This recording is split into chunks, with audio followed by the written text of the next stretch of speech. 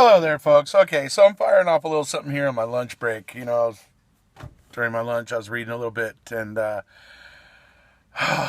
saw that Len Kachinsky, dude. Again, this guy, dude. He never learns. Oh my God. So what he do? Well, he violated the restraining order against the clerk that he wasn't supposed to have any dealings with, right? The restraining order. The funny part is, the restraining order would have ended May 1st. But for some reason in April, he decided to start sending her emails and stuff. Now,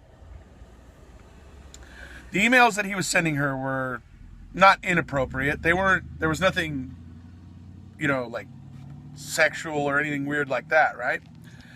But the fact of the matter is, what he was emailing her was about basically court stuff, court things that he felt that the incoming judge needed to know, kind of thing, right? Whatever. So it wasn't like bad stuff, but the fact of the matter is that there's a restraining order, Lynn. You have a restraining order against you. You made a mess, dude. Yeah, you didn't know? Shoot, you did. Anyway, now we all know that Lynn was, a jury found him not guilty of, which is beyond, right? So, but the restraining order stayed in place because this woman was quite obviously, she had she had an issue with the way that with things that he was doing, and that's completely understandable.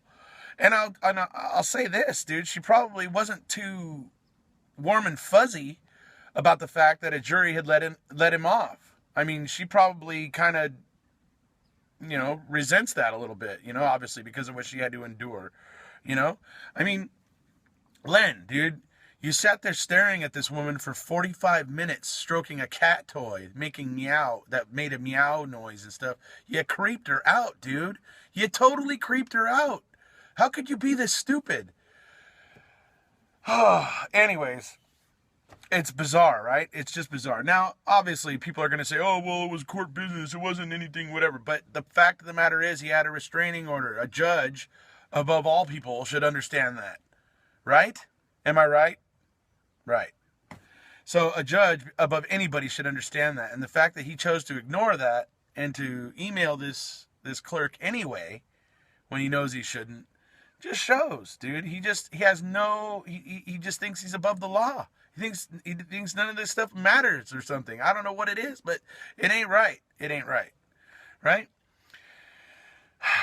What Len probably should have done, that and honestly, if I'd have been him and in the hot seat, so to speak, I would have automatically thought about what got me in the hot seat. Okay, maybe I shouldn't do that again.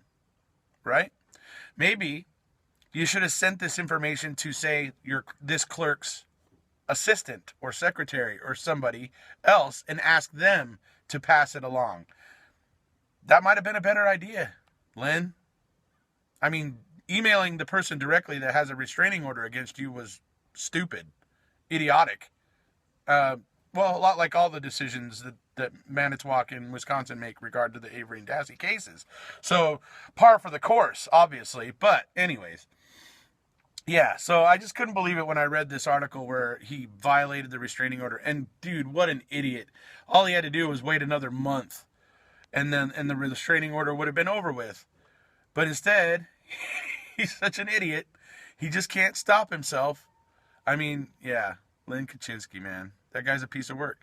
I mean, how utterly failed was Brendan on almost every turn? Obviously, his first lawyer, who was a relative of the Hallbox, who waived his right to a preliminary hearing, basically. I mean, what kind of crap is that? And then we get the incoming Len Kachinsky, right, who does what he does and, brings in O'Kelly, coerces his own client, basically working as an agent for the state, And then, what do we get after Len Kachinsky? We get Fringen. We get that guy.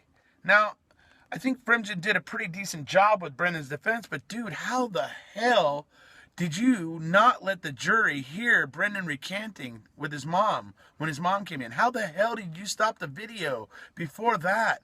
The jury should have heard all that, you knucklehead. And it's just so sad that Brendan was utterly failed at every turn. Every turn. And here we still have this idiot still popping up in the news, still can't frickin' seem to get his ducks in a row, still can't seem to act right, can't seem to obey the rules, and it's just like par for the course in disingenuous Wisconsin. If you haven't already, folks, please hit subscribe, and we'll see ya.